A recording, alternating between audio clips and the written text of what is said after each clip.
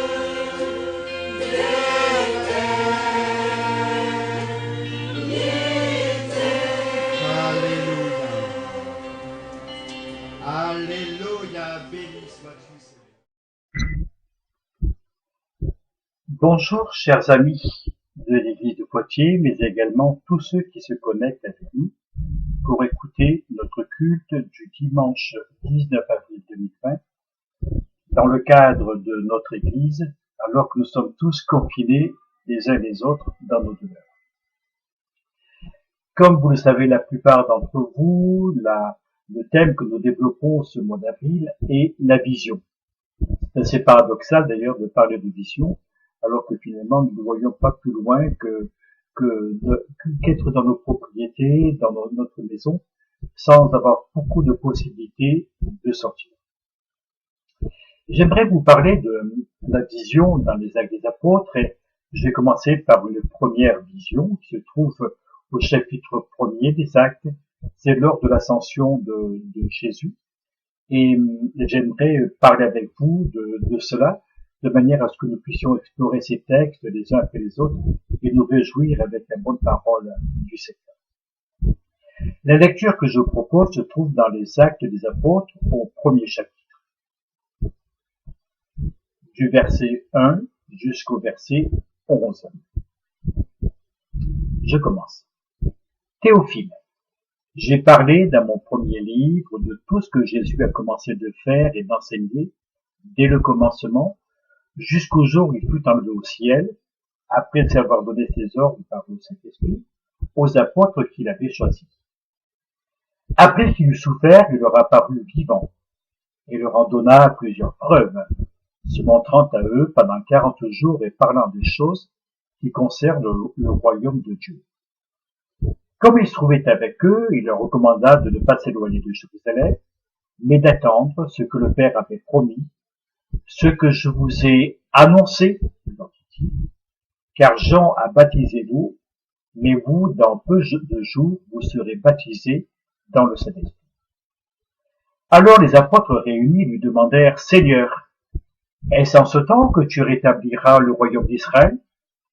Il leur répondit, ce n'est pas à vous de connaître les temps ou les moments que le Père a fixés de sa propre autorité. Mais vous recevrez une puissance, le Saint-Esprit survenant sur vous, et vous serez mes témoins à Jérusalem, dans toute la Judée, dans la Samarie et jusqu'aux extrémités de la terre. Après avoir dit cela, il fut élevé pendant qu'ils le regardaient, et une nuée le déroba à leurs yeux.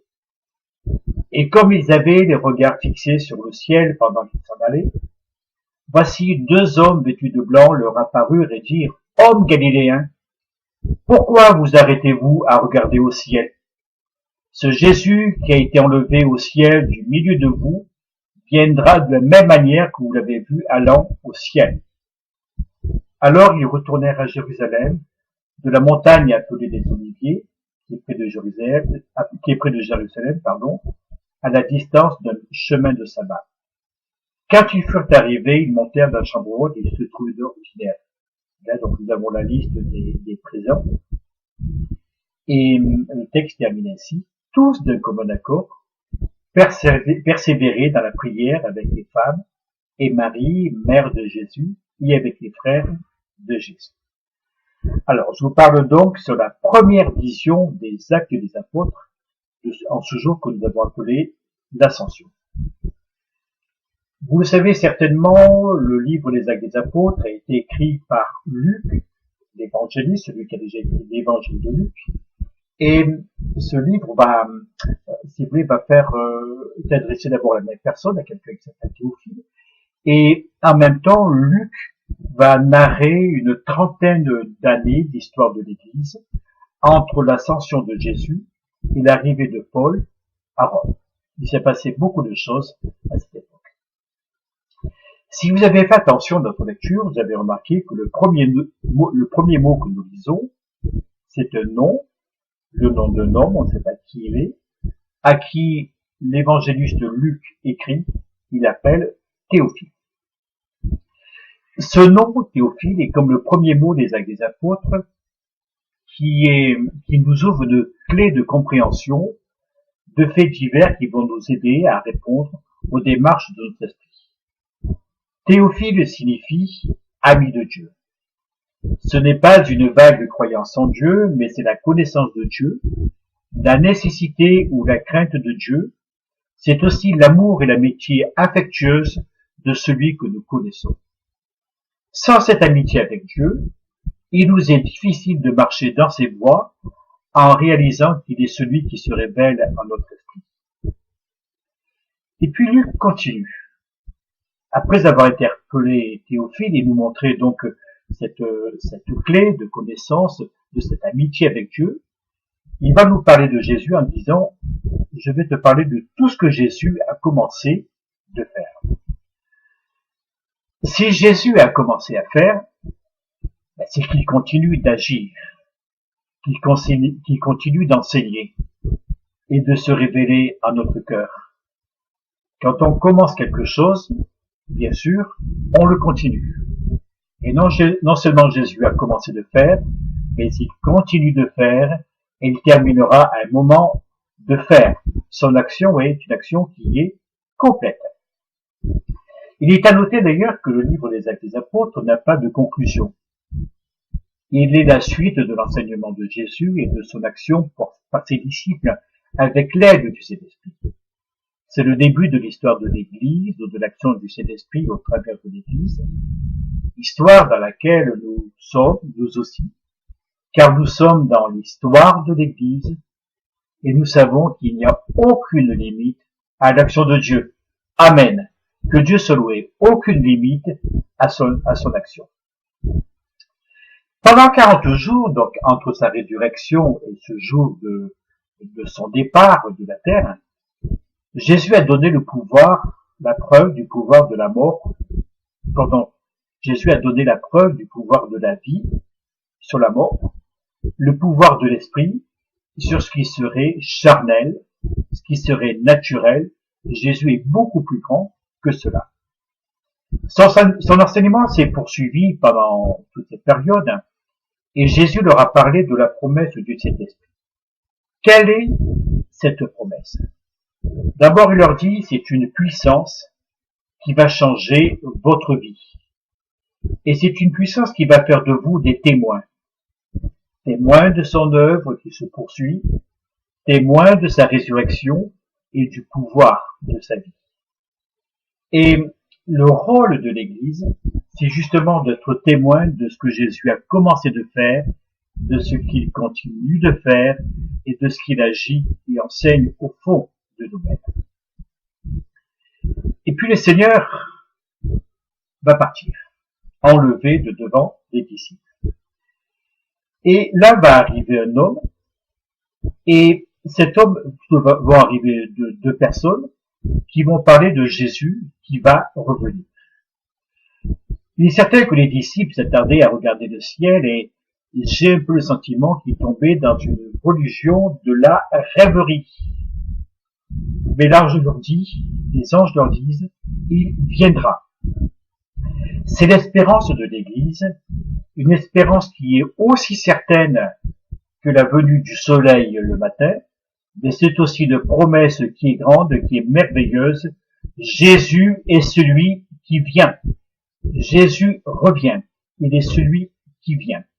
Et cette promesse qui nous est donnée là, si vous voulez, cette vision qui apparaît au cœur des disciples réunis, et cette certitude, Jésus revient. L'Apocalypse nous parle à différentes reprises au sujet de Jésus. Il est celui qui vient. Il vient bientôt. Il est celui qui est en train de venir, de revenir. Alors pourquoi cette expression « Jésus vient » ? Le retour de Jésus est un long processus qui se met en place lentement mais sûrement. Il est l'aboutissement de prophéties. Jésus est celui qui vient, il est le venant parce qu'il continue de venir dans la vie des hommes.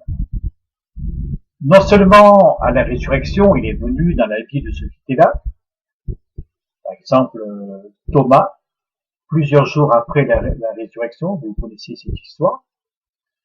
Pendant l'ascension, avant l'ascension, pendant 40 jours, dans la vie de tous ceux qui ont constitué l'église primitive, la première église, dans la vie de Paul, plusieurs années plus tard, Jésus est celui qui est venu. Il est celui qui est vivant, qui a toute la place dans son église. Tant qu'il aura de la place, il sera pour nous celui qui vient.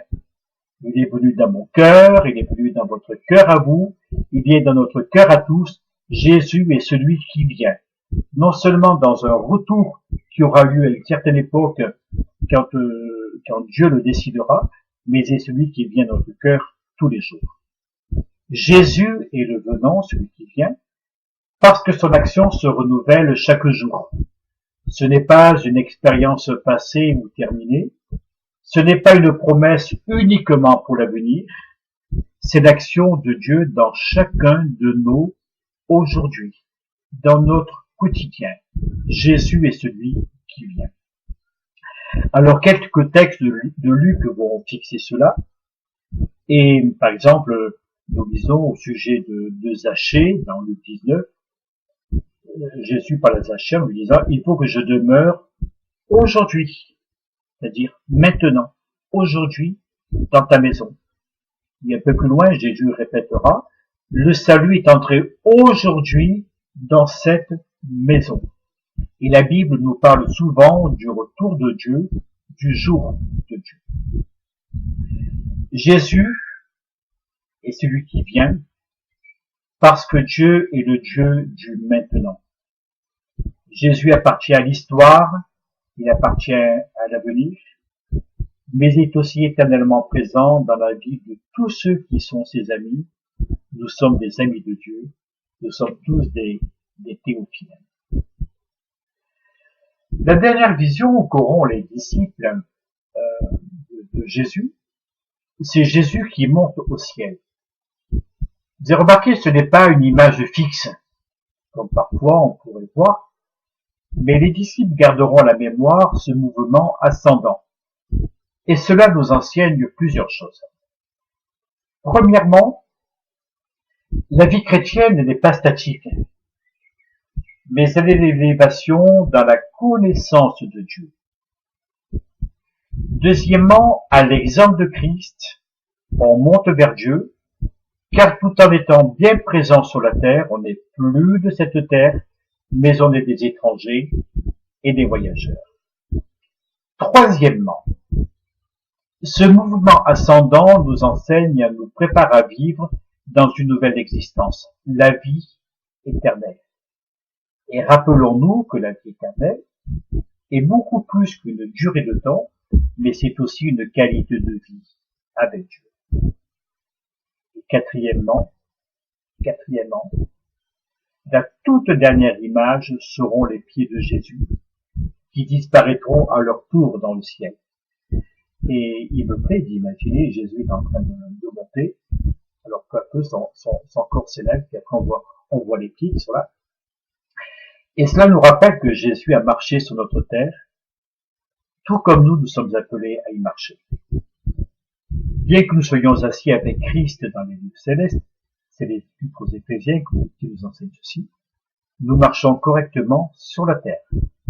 Bien que nous soyons assis avec Christ dans les lieux célestes, nous marchons ici-bas sur la terre, nous marchons correctement sur la terre. Je conclus et je termine par ces quelques mots. La religion ne prépare pas à bien mourir, mais elle nous aide à bien vivre. Notre relation avec Dieu n'est pas destinée à nous préparer à mourir, mais à bien vivre au présent, chaque jour ici-bas sur cette terre. Que Dieu vous bénisse. Amen. Je vous invite à la prière. Merci Père parce que tu nous as donné Jésus. Certainement que les disciples à son époque auraient voulu le garder avec eux sur terre. Mais il t'a plu Seigneur que le Christ remonte vers toi. Seigneur, c'est une expérience glorieuse que Jésus a pu faire là. Cette ascension vers le ciel. Et pour nous, c'est comme la prophétie de ce qui se passera pour nous. Un jour, nous monterons vers le ciel. C'est une vision glorieuse et merveilleuse. Et pour cela, de tout mon cœur, je veux te louer et te rendre grâce. Donne-nous, Seigneur, d'être des citoyens du ciel, tout en vivant sur terre. Apprends-nous, Seigneur, à marcher dans tes voies, d'une manière qui soit digne de ta propre volonté. Enseigne-nous, Seigneur, à bien vivre avec toi. Je te prie, mon Père, dans le nom de Jésus. Amen.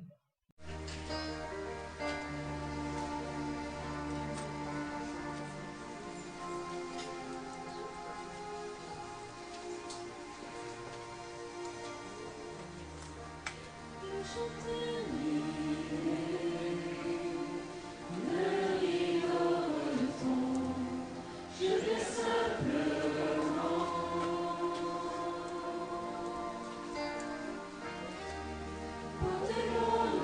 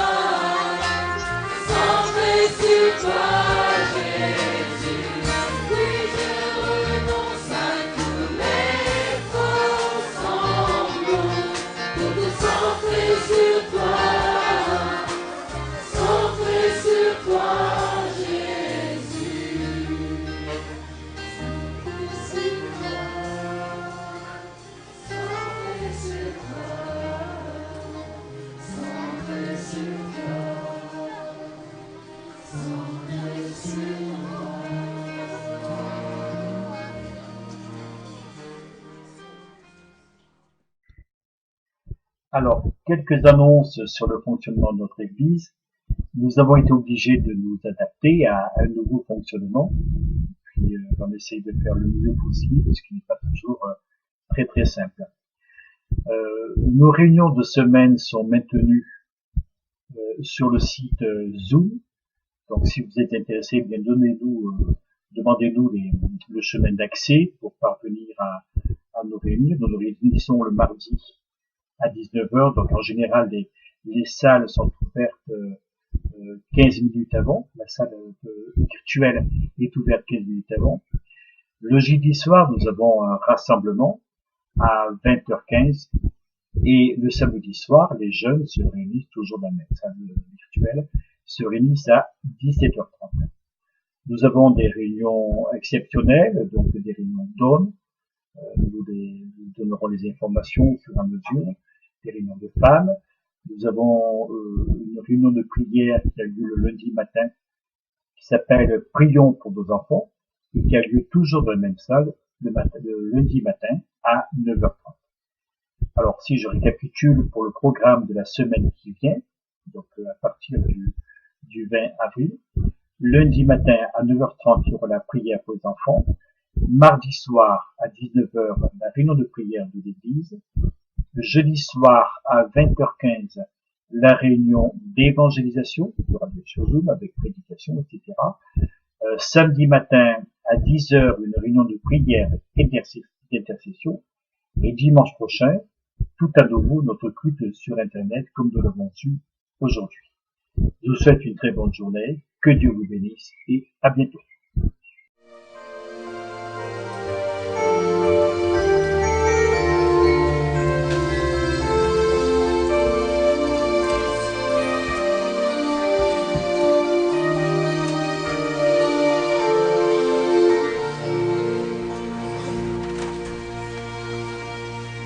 Ne t'arrête pas